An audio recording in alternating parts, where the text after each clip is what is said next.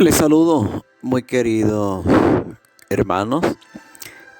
La liturgia de la palabra de hoy en la Eucaristía nos pone como primera lectura a el apóstol San Juan, en su primera carta.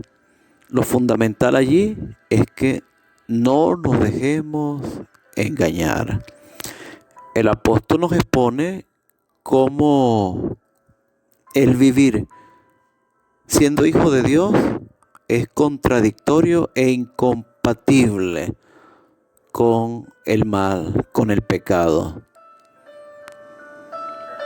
Juan llama a los destinatarios de la carta hijos míos, suponiendo ya que entre ellos existe una relación no solo de fraternidad, sino de estrecha filiación.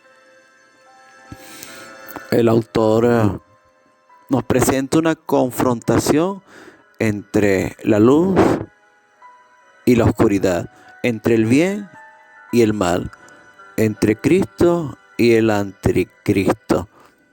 Quiere decir que presenta en contraste las obras de los hijos de Dios y las obras de los hijos del diablo,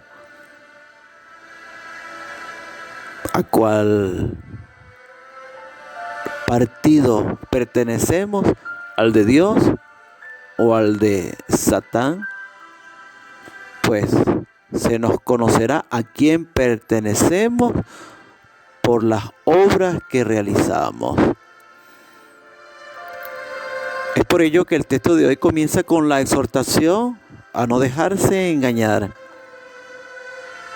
Una acción propia de aquel que bajo el ardid engaña, los pseudoprofetas. Tenemos que pedirle a Dios no dejarnos engañar por las tinieblas, por nada ni por nadie, porque esto nos aleja de Dios, nos desvía de un camino vocacional al cual Dios nos ha llamado y por eso nos da la existencia. Incluso a no caer bajo nuestros egos, nuestra vanidad, sino obrar en Dios su justicia para ser de Dios, amando a nuestros hermanos. El ámbito de Dios es nuestra identidad en la práctica, en la oración, en el servicio, en las acciones concretas del amor que Dios nos pide manifestar a nuestros hermanos. Porque si amo a Dios y aborrezco, odio a mi hermano, soy un mentiroso. Pues quien no ama a su hermano, a quien ve, no puede amar a Dios a quien no ve.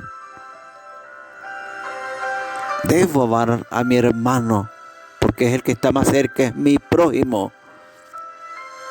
Por tanto, que el Señor nos ayude a ser siempre más solidarios y más fraternos. El texto del Evangelio de hoy nos narra la vocación de los primeros discípulos. La escena comienza con Juan Bautista acompañado de dos de sus discípulos. Uno de ellos Andrés, hermano de Pedro, el otro no sabemos su nombre. El Bautista, al ver a Jesús, lo señala ante sus discípulos como el Cordero de Dios, el único que quita el pecado del mundo. Lo identifica como el siervo de Yahvé. Quita el pecado, el Cordero Pascual, símbolo de la liberación con su sangre de la esclavitud. Juan se convierte así en mediador entre sus discípulos y Jesús y les ayudará a que reconozcan al Maestro en medio de su búsqueda y con ello provocará el deseo de los discípulos de ir con Jesús. Le pregunta: Maestro, ¿dónde vives? Y la respuesta de Jesús no es teórica. Les dice: vengan, una experiencia personal conmigo, recorran mi camino, vengan y verán. Y el Señor nos dice: vengan y verán.